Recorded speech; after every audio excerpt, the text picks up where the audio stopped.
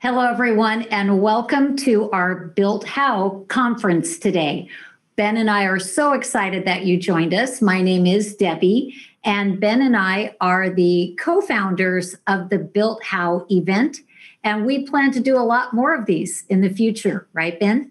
Absolutely. We're excited. We have some terrific stories, interesting people, and Ben, I thought that what we should start off our day with is let's talk a little bit about how you built your business. I think you've got quite a story, and maybe you can start us off with how you got into real estate. Sure. I think like a lot of real estate agents, we imagine ourselves being real estate investors.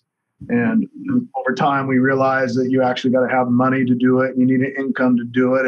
And one way to do that is to get your real estate license. And I was blessed that my very first real estate agent that helped me buy my first duplex, where I lived in one side and rented out the other, she encouraged me to move from my previous sales and installation career and with the cable company to actually selling real estate. And I took that jump sometime around 2004. How'd your first year go? Yeah, I think, when you walk into your very first day, Deb, probably like you, where somebody threw a phone book at us and said, call these people or call everybody you know, use the oh, by the way stickers that we all heard about, 20 years ago. And for me, it was a little rough because I didn't know a lot of people. My friends were buying dirt bikes and boats and trucks, and my family was not in a position financially where they were buying real estate. So I had to go out and figure it out. And honestly, the first couple months, it was tough. I only got a couple transactions. And then by the end of the year, I was already thinking about quitting and going back and getting a job. But by the first full year, starting January to the end of the year, I had kind of figured it out. And it was because my broker took the time to sit me down and basically say, Ben, your job is to get an appointment every day with somebody that wants to talk to you about buying, selling, or investing in real estate. So the real key in the beginning was, how was I going to get that one appointment every single day of the week? So what advice would you give someone who might be ending their first year or just beginning their first year and maybe really struggling a bit? Yeah, I think I'd go back to what my broker told me, Deb, and just say that make a commitment to the number of people that you're going to meet with for the first time every single week, whether it's people that you cold call, or doors that you knocked, or open houses that you host, or maybe you're lucky enough to have a good friends and family sphere database where you have a little bit of money where you can invest in internet leads. The secret to success in your first year is doing three things, a lot of which, Deb, you taught me as my coach. But the first one is to say the right thing. Are you willing to become a master of language and a master of your scripts and your presentation so that you can communicate clearly what services and benefits you offer? Number two is say it enough times. Are you going to make a commitment every day to have a conversation enough times that you will run across success? And that could be the number of doors that you're going to knock, or the number of people you're going to call, right? The number of face-to-face conversations you can generate. You got to be willing to do the activity. And then the third thing is have enough people to say it to. Are you willing to go out and find that source of business, wherever that may be? And that's a lead problem. So if we think about those three things, there's three things that determine success: scripts, activities you do every day, and where you spend that time and energy. Who are you actually going to go talk to? Throughout my career, Deb, I've noticed that 80% of all real estate professionals get their business from about 5 places. And I know there's anomalies and people that have great niches or people who've been in the business for a long time. But in general, be sphere, friends and family. 2, open houses or door knocking, getting belly to belly. 3, cold calls. 4 would be internet leads. And the only other one I see all the time is leads from listings, if you can generate a lot of listings. Right. I don't know if you ran across any other major sources. There's the 20%. We'll talk to many of those today: probate, foreclosures, geographic farm. Little niches. But those 5 things are really the bread and butter of real estate. Spend your time and energy becoming great at the 5, and you'll have more business than you know what to do with. Well, you're quite a disciplined guy. You're a hard worker. So I would assume by year 2, you'd mastered some of the good practices, the scripts and the prospecting and the time blocking. So then what were the next steps in your second year? Deb, you were able to sell a lot of real estate yourself without a lot of support. I'm probably not as disciplined and organized as you. And I started realizing that I was hitting a ceiling. And that ceiling was a couple of transactions closed every month because I wasn't good at 80% of the job. The entering stuff in the MLS, the creating flyers, the calling agents back, just doing all the stuff. It took me 2 or 3 times the amount of time that it would take anybody else in the world to do it. And because of that, I ran out of time every week to be successful. So my next step in my business was saving up 3 months of reserves so that I could afford to hire an assistant. And that assistant who you coach, her name is Jolene, and she's been with me 15 years as of last week. And Jolene helped me grow my business by doing one simple thing. She took away everything that wasn't dollar productive for me, and she owned it. I was left to make the lead generation calls, show the buyers, and work with the sellers. That simple choice to hire Jolene, it would end up being one of the best decisions of my life, because we went from 25 transactions closed my first full year to over 84 transactions in my second year. And it simply showed that when the right person is in the right seat doing the right thing, you unlock your potential. Mm-hmm. Many people often say, well, I'm too much of a perfectionist. I need to do it myself, or I don't want to make that kind of financial commitment. What if I can't support them or afford them? What advice do you give someone then if they're right now thinking about hiring their first assistant, or Ben, they might have even let someone go during COVID and they're deciding, do I bring them or do I bring someone new back into my business in 2021? That's such a great question. A few things popped in my head when you say that, Deb. Number one, I tend to let myself down all the time. That's why I would have the cheeseburger instead of the salad, or not work out, or do all these other kind of bad life choices. What I've never been great at doing is letting other people down. And by bringing somebody into your world, you create a responsibility to help that person, to take care of that person. And on my worst days, I got out of bed because I didn't want to disappoint Jolene or the other people that we hired over the years. I didn't want to let them down. I wanted to keep my promise. I think number two, that many people confuse the word leverage with the word luxury. The word leverage says, I'm going to leverage something out. And with this newfound time, I'm going to do something more productive, something that makes me more money per hour. Luxury is when you give somebody something to do and you don't use that newfound time to do something more productive. I think a lot of people keep their assistants busy by giving them stuff or fun things or marketing things, etc., instead of saying, this is the most important thing and that'll free me up. And with that newfound time, I'm going to use that to get one extra appointment a day. So in year 2, after hiring Jolene, I went from getting 1 appointment a day to scheduling 2 appointments a day. And 2 appointments a day set my business up for this track record of continuing to grow. But eventually by year 3, I ran into another ceiling, for sure. So what were the next steps then in year 3? How many buyers do you think a good agent can work with at a time, Deb? Well, I used to do 85 buyer transactions a year myself, and it was way too many. And Ben, at that time, there was no teams. There were no buyer agents. In fact, like you, I hired an admin my second year in, and I was considered weird. People didn't have admins then. So, gosh, today's world, not a lot of buyers, because it takes multiple showings, multiple offers in order to get the deal done. Yeah, I've always estimated that a good agent can work with 4 to 8 hot and ready, active buyers at the time. Mm-hmm. Now, how many listings could you and I work with on our own? A lot more. 50, yeah, absolutely. Right. So I was running into a problem that I didn't have enough time to follow up with my sign calls, to work with the buyer leads that we were generating from the internet or organically from having listings. I wasn't able to service the people that said, hey, you want to go show me these properties or whatever, because I was focused on doing the thing that made me the most amount of money, which was listings. So the next logical step for me was to go hire a buyer's agent. And I followed the model. Somebody said that you bring in a buyer's agent, you give them 50% of the commission, you keep the 50%, and you use that to pay for your staff and to generate more leads and to grow your business. And then with my time, I spend that time out there getting listings. Well, by simply doing that, I now had a team with an assistant and I had a buyer specialist.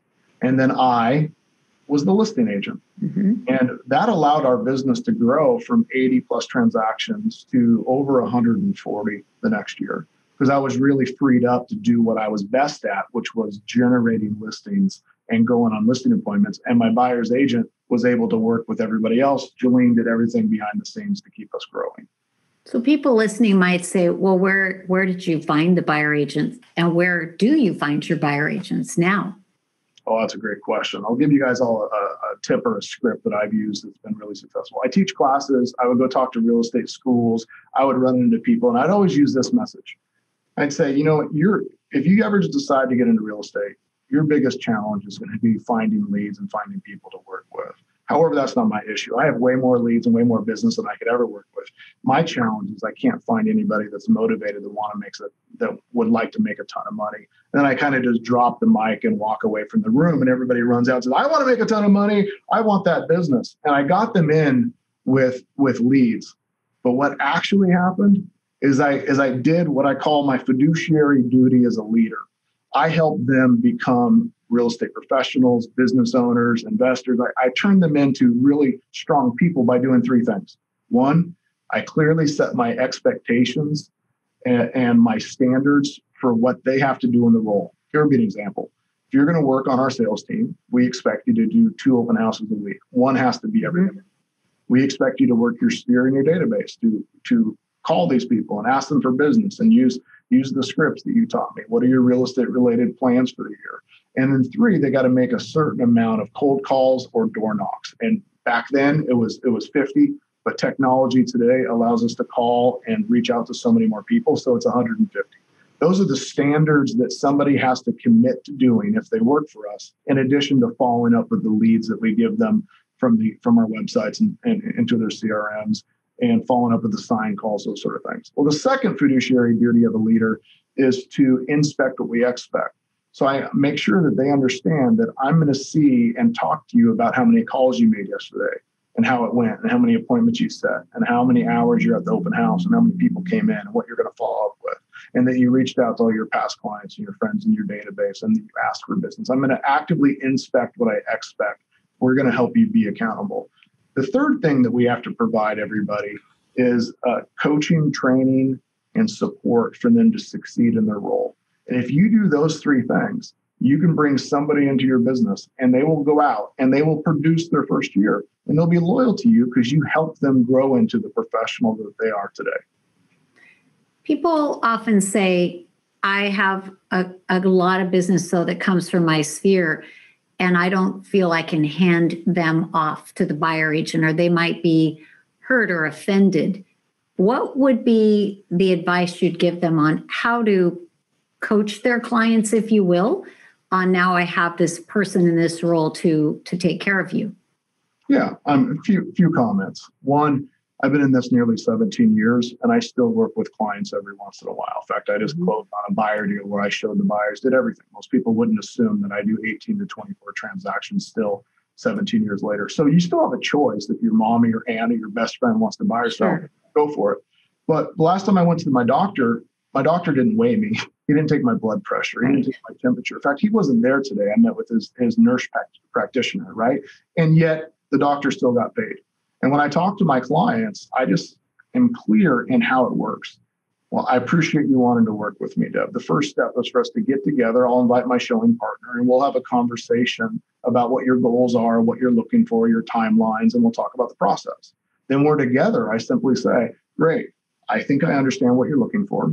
And I believe that we can help you find it. I'm going to send you out today with Joe. Joe's going to show you 4 or 5 properties that I selected.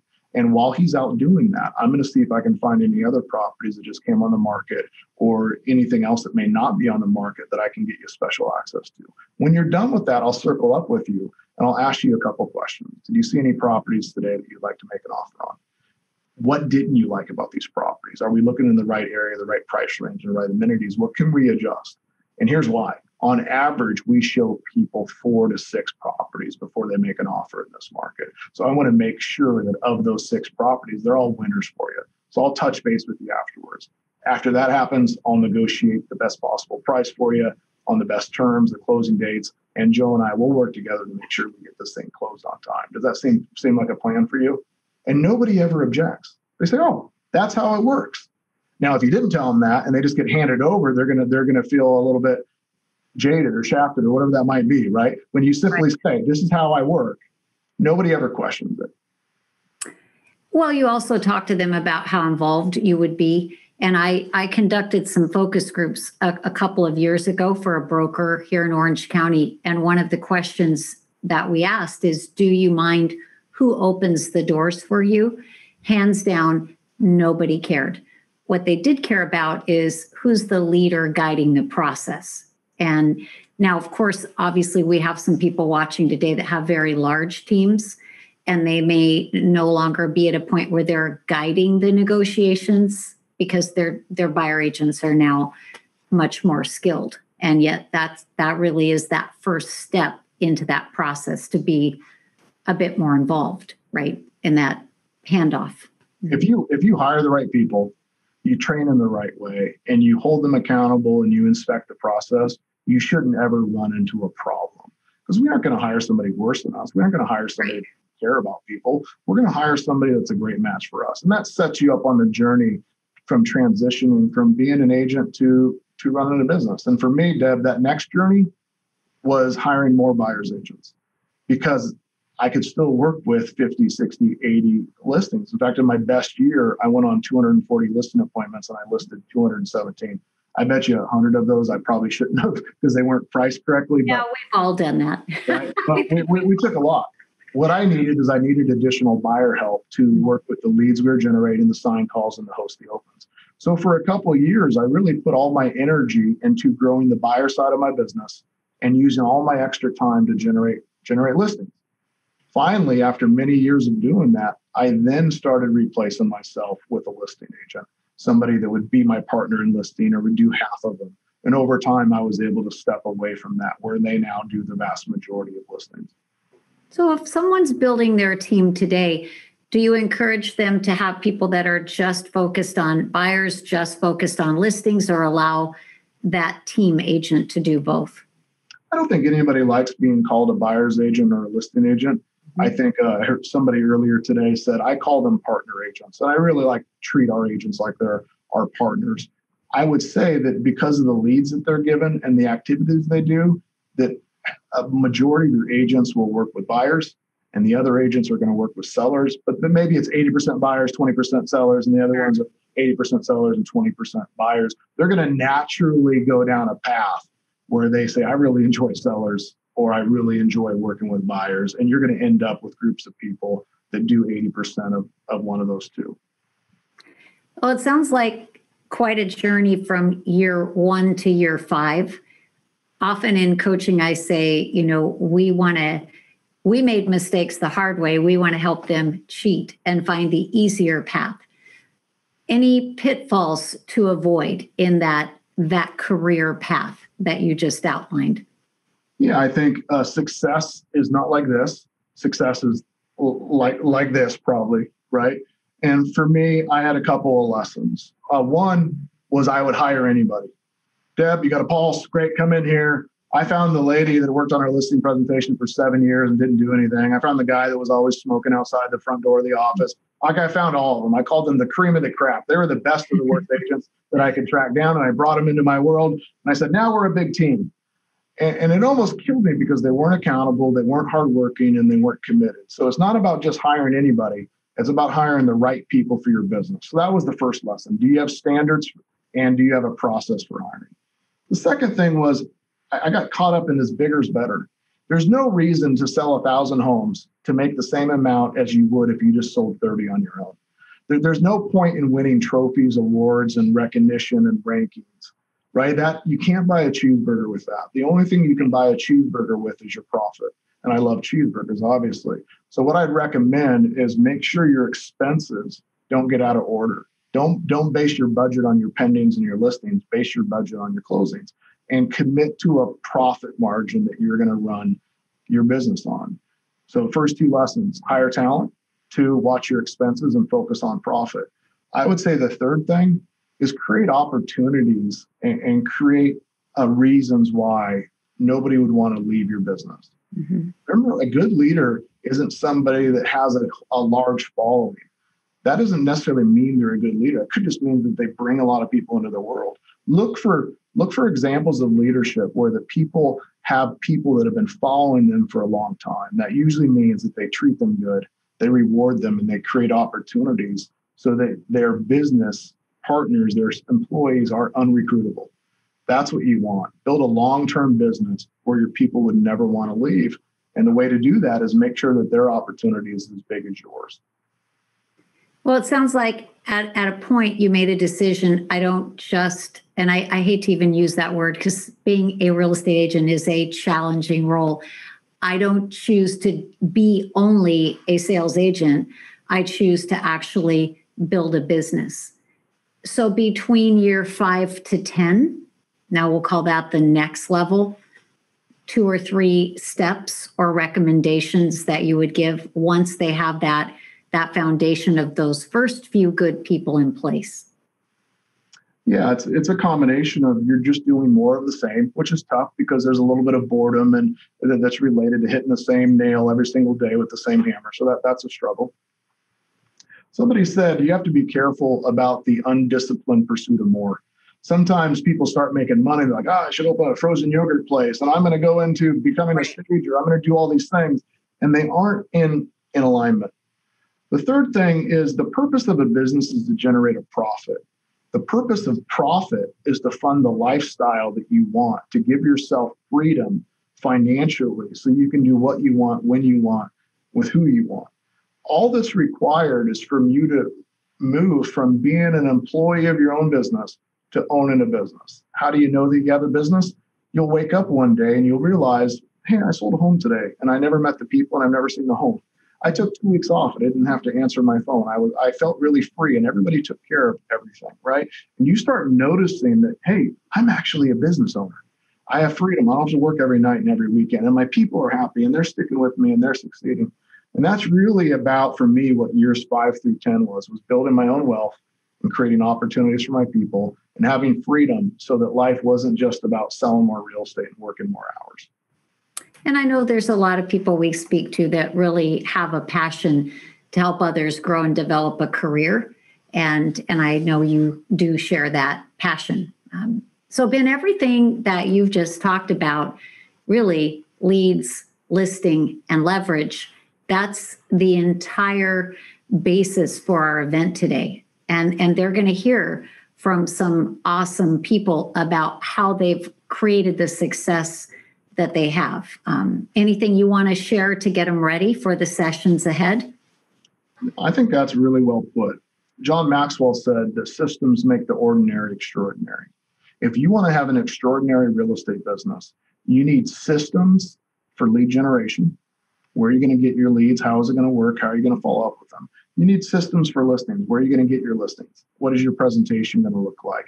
How are you going to market them? How are you going to manage those things? You need systems for leverage. Who do I need this year? How am I going to hire them? What am I going to pay them?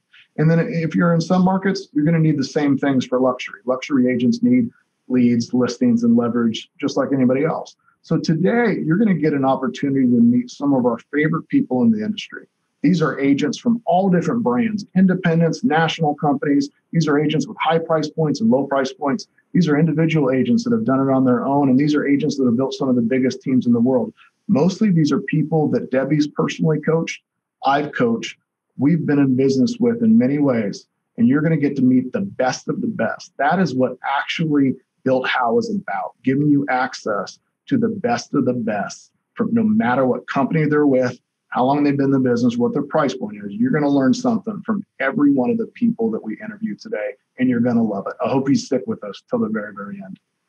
Absolutely. Remember, we're going to do more of these in the future. If we've missed someone in our interviews that you think would just be phenomenal to have in our next session, please reach out and let us know.